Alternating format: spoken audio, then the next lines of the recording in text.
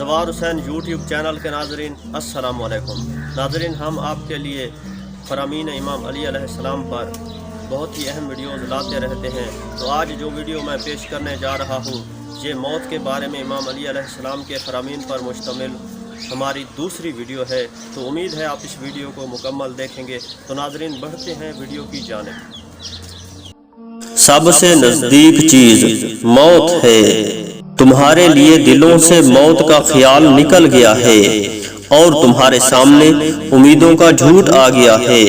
حقیقت یہ ہے کہ تمہارے دلوں سے موت کی صداقت نکل گئی ہے اور امیدوں کے فریب نے تم پر غلبہ پا لیا ہے۔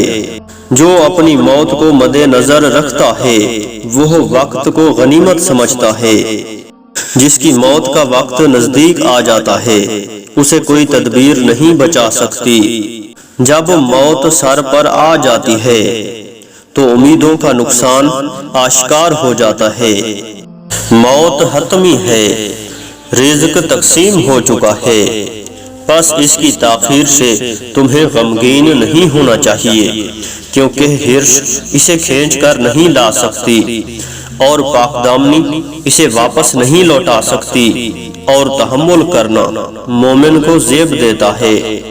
جب موت سر پر آ جاتی ہے تو امیدیں اور آرزوئیں رسوا ہو جاتی ہیں۔ ہر آنے والی چیز قریب ہے، جیسے موت و قیامت۔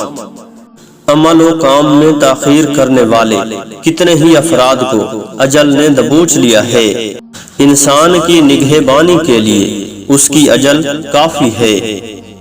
ہر اجل کے لیے ایک نوشتہ ہے، لوح محفوظ میں یا کسی اور چیز میں۔ موت زمین پر پٹخ دیتی ہے